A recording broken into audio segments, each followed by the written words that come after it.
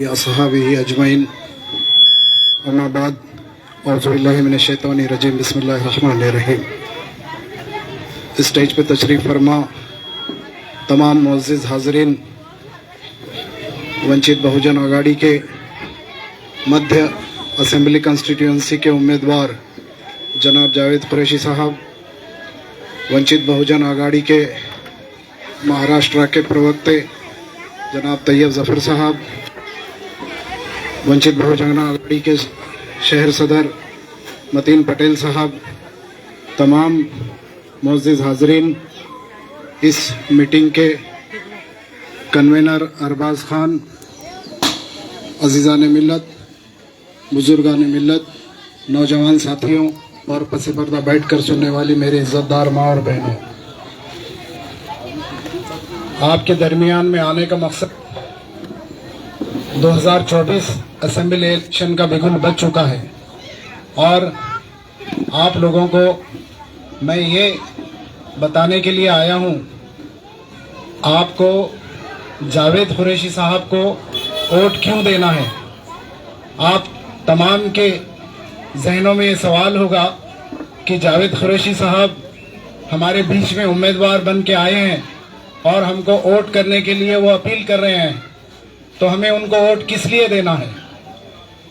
कोई भी कौम अपने पूरे होशो हवास के साथ, पूरी सूझबूझ के साथ जब इलेक्शन में हिस्सा लेती है तो वो कौम ताकतवर मानी जाती है और हालात और वक्त का तकाजा है कि आप अपने जहनों का पुरजोर इस्तेमाल करें, सूझबूझ के साथ अपना हक़ रायदगी का इस्तेमाल करें। हिंदुस्तान दुनिया की सबसे बड़ी जमहूरियत है और इलेक्शन इसकी जान है। अब इलेक्शन के वोटिंग का फैसला अगर आपको बाहैसियत कौम अगर लेना है तो उसके लिए आपके पास कुछ पस मंजर चाहिए। मैं आपको थोड़ा सा पस मंजर पीछे बैकग्राउंड में आपको ले जाऊंगा। आप तमाम से गुजारिश है कि आप गौर से उसको सुनिएगा। हमारे पास पिछले 3 टर्म से इलेक्शन में वोटिंग करने वाले हाजरीन यहाँ पे हैं, जिन्होंने 2009 में इलेक्शन में वोटिंग की, 14 में की, 19 में की और 24 में करने जा रहे हैं, जिसमें से कई नौजवान ऐसे हैं जो पहली मर्तबा वोटिंग करेंगे और कई नौजवानों ने पिछले 2019 में अपनी हक़ रायदगी का इस्तेमाल किया। 2009 में इलेक्शन असेंबली के जब हुए, जब भी एक मुस्लिम उम्मीदवार था और वो मुस्लिम उम्मीदवार महज 4000 वोटों से हार गया था, क्योंकि फिरका परस्त ताकतों ने कभी भी ये जहन नहीं बनाया कि हम मुसलमान को वोट करें।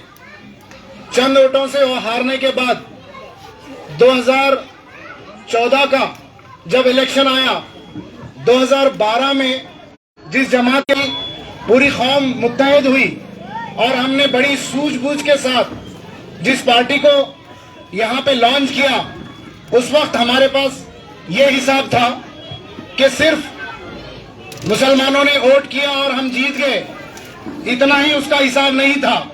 उसके पीछे स्ट्रेटजी ये थी कि 2014 में आपको याद होगा कि फिरका परस्त ताकतों में बंटवारा था।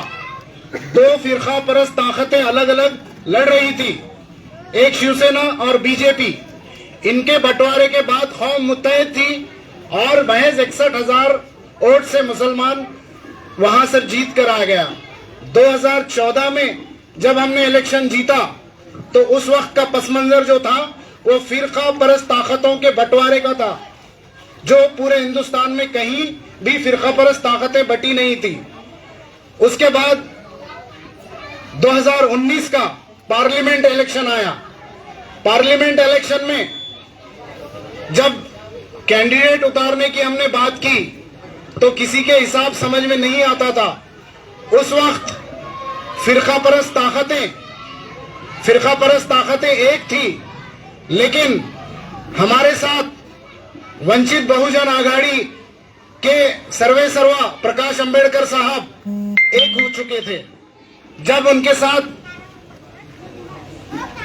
युति हुई मजलिस इत्तेहादुल मुस्लिमीन की, तो ओबीसी जमात के साथ 100 ऑर्गेनाइजेशन प्रकाश अंबेडकर साहब के साथ थे। जो लोगों के गुमान में नहीं था, वो जीत हमने 2019 में हासिल की। बहैसियत कौम यहां से तकरीबन 70% वोट रोजाबाग से हुआ था। मुझे अच्छी तरीके से याद है कि जब हमने यहां से वोट किया, वंचित, मुस्लिम, ओबीसी 18 पकड़ जातों ने, तो 2019 में हमने मुस्लिम बहैसियत खासदार यहां से चुना। लेकिन बड़े अफसोस के साथ मैं ये कह रहा हूं कि 2019 में जब असेंबली इलेक्शन आए, तो जो समीकरण जुड़ा था, क्योंकि 2014 में एक मुस्लिम आमदार मध्य से चुनने के बाद 2019 में एक खासदार औरंगाबाद जिले से 34 साल के बाद चुनने के बाद सारी फिरका परस्त ताकतें होशियार हो चुकी थी और उनका मंशा था कि किसी भी हालत में कुछ भी हो जाए, हम यहां से मुस्लिम कैंडिडेट चुनने नहीं देंगे, चुन के आने नहीं देंगे। तो वो ताकतें जब एक हो गई, और सबसे बड़ा मसला कि यहाँ पे जो इत्तेहाद वंचितों का और मुसलमानों का हुआ था, जिसका समीकरण पूरे महाराष्ट्र में एक फिरका परस्त ताकतों के लिए घबराहट का सबब बन चुका था, वो अचानक तोड़ दिया गया। और जब तोड़ दिया गया तो कौम उससे गाफिल थी। उनको ये नहीं पता था कि इसके रिजल्ट में क्या सामने आने वाला है। मैं मुख्तसर से आपको बता रहा हूं, तफसीलात उसके बहुत है, लेकिन उसका असर ये हुआ कि जब असेंबली इलेक्शन का रिजल्ट आने के बाद जब पूरा हिसाब किताब लगाया गया, तो वंचित बहुजन आघाड़ी के महाराष्ट्र में 2 नंबर पे 10 कैंडिडेट रहे। मुस्लिम कैंडिडेट 7 हार चुके थे। 17 कैंडिडेट टोटल वंचितों ने और मुसलमानों ने खो दिए। आप अंदाजा लगाइए, अगर 2019 में 17 मेंबर ऑफ असेंबली अगर महाराष्ट्र में होते, तो आज जो दलितों, मुसलमानों, पिछड़ों के खिलाफ जो सर उठाकर ताकतें अपना जोर बता रही है, वो नहीं बताती। आज ये सबसे बड़ा हमारे लिए नुकसान है कि वंचित बहुजन आघाड़ी और मुसलमानों का इत्तेहाद कितना लाजमी है, ये नौजवानों को अपने जहनों से, अपने तालीम से और पूरे होशो हवास के साथ सोचना लाजमी है। उसकी वजह मैंने 2 पस मंजर आपको बता दिए। अब अगर 2019 में, जब 2019 में यहां से मुस्लिम कैंडिडेट दिया गया था, 70% कौम ने मुस्लिम कैंडिडेट को वोट किया, उसमें से मैं भी था, तमाम स्टेज पे बैठे हाजरीन थे। वंचित का भी उम्मीदवार दिया गया था, लेकिन युति नहीं होने की वजह से 65,000 वोट मुस्लिम कैंडिडेट ने लिया और हमीद भुईगढ़ ने 27,000 लिया और 82,000 से प्रदीप जायसवाल चुन के आ गए। अब 65 और 27 आप मिला लीजिए, वो ज्यादा होते हैं या 82,000? और फिरका परस्त ताकतें एक होने के बाद भी इन्होंने 82,000 वोट लिए। अब 2019 में ये हार होने के बाद सीधा खुला हिसाब आप लोगों के सामने आ जाएगा। आपको राइटिंग की शक्ल में हम देंगे कि क्यों हारा मुस्लिम कैंडिडेट, क्योंकि हमको सपोर्टिव वोट की बहुत ज्यादा जरूरत है। हर साल बम्पर वोटिंग का रिवाज हर टर्म में बढ़ रहा है। 2009 में 56% असेंबली इलेक्शन में हुई थी, 2009 के बाद 14 में तकरीबन 66% हुई, 14 के बाद 19 में 70% पार्लियामेंट में हुई और असेंबली में भी तकरीबन उतनी हुई, और आज पार्लियामेंट में 2024 में भी 70% से ज्यादा वोटिंग हुई। तो आप इससे अंदाजा लगा सकते हैं कि अभी असेंबली में क्या हाल होगा। कौमें जाग चुकी हैं, नौजवानों में जोश है, बुजुर्गों में जोश है, ख्वातीनों में जोश है। सबको अपने मुस्तकबिल के फैसले, हक रायदगी का हक अदा करने का शौक बढ़ चुका है। तो ये बम्पर वोटिंग का दौर है, और इस बम्पर वोटिंग के दौर में हमारा हिसाब ये है कि 35% मुसलमान यहाँ पे है मौजूद।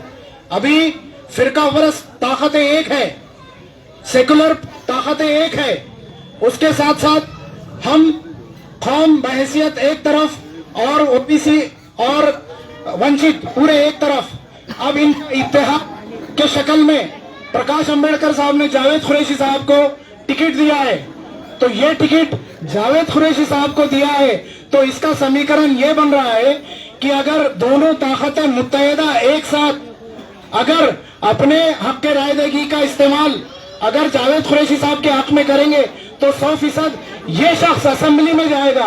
और मैं आपको पूरे भरोसे के साथ, इत्मीनान के साथ ये दावा करता हूं कि अगर जावेद कुरैशी असेंबली में पहुंच गए तो जावेद कुरैशी साहब को किसी फिरका परस्त ताकत, किसी फिरका परस्त जहन के खिलाफ में जबान पकड़ने को वक्त नहीं लगेगा। वो बोलता है, बिल्कुल सर चढ़ के बोलता है, क्योंकि आज जो हमारे साथ और दलितों के साथ और वंचितों के साथ जो जुल्म हो रहा है, इसके लिए आवाज बेबाकी से उठाना लाजमी है। सिर्फ हमको जज्बात से काम नहीं चलेगा, हमारा हक रायदगी, हमारे वोट का इस्तेमाल सही तरीके से हो, ये हमको बहुत सोचना लाजमी है। तो ये 3 टर्म 2009, 2014, 2019, ये तीनों का अगर आप गौर से देखेंगे, इसके ऊपर गौर करेंगे तो आपको ये हिसाब सामने आएगा। दूसरा सवाल वंचित बहुजन आघाड़ी का। प्रकाश अंबेडकर साहब ने वंचित बहुजन आघाड़ी डिप्राइव्ड क्लास यानी वंचितों के लिए, उनके मसाइल के लिए बनाई है। केजी से पीजी तक एजुकेशन फ्री, ये उनका एजेंडा है। कॉन्स्टिट्यूशन, इंडियन कॉन्स्टिट्यूशन, ये उनका मैनिफेस्टो है।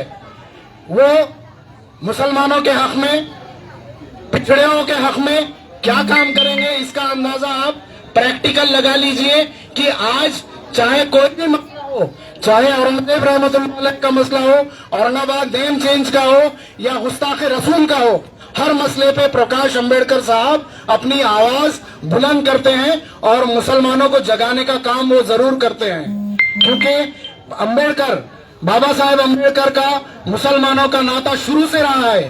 तो आज इस ताकत को उनको तक़वियत देने की बहुत ज्यादा जरूरत है, क्योंकि आने वाले वक्त में पूरे महाराष्ट्र में ये समीकरण अगर काम करेगा तो पूरे फिरका परस्त ताकतों को हिला के रख देगा।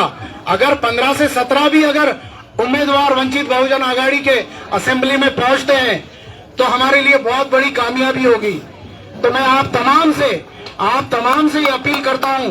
मैं जज्बाती तकरीर अभी इसलिए नहीं कर रहा हूं कि आप लोगों को पहले ये समझना होगा कि हम जावेद कुरैशी साहब को वोट क्यों दें। उम्मीदवारी मिल गई, बैनर लगा दिया और आपके पास आ गए, ये नहीं है। पूरे 100% समीकरण बन रहे हैं और किसी भी पार्टी से मुस्लिम कैंडिडेट यहाँ नहीं दिया जाए, ये आपको आवाज उठाना है। क्योंकि कोई भी मुस्लिम पार्टी अगर कैंडिडेट देती है तो वो सिर्फ वोट का बंटवारा करेगी, क्योंकि उनके साथ दिगर कौमें नहीं है।